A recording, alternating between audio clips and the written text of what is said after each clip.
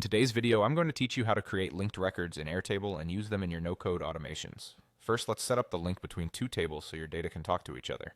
Open the table where you want the connection to live. Imagine an orders table that needs to connect to a customers table. Click Add Field, choose Link to another record, and tell Airtable what you want to link to. You can point it at an existing table, like customers, or create a brand new table on the spot. If a single order can be tied to multiple customers, or a customer to multiple orders, enable Allow Linking to multiple records. Otherwise, leave it off for a one-to-one relationship.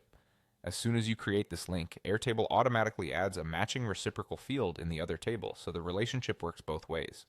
That new field is created for you. It's normal and helpful. Now let's automate a clean, reliable way to populate and connect these records.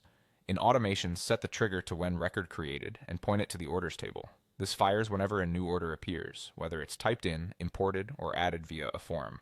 Add your first action, create record in the customers table. Map the fields you have available from the trigger so the new customer record is created with the right details.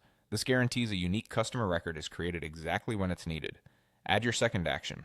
Update record in the orders table. For the record to update, use the record ID from the trigger so Airtable knows which order to modify. In the linked customer field, insert the record ID output from the action that created the customer.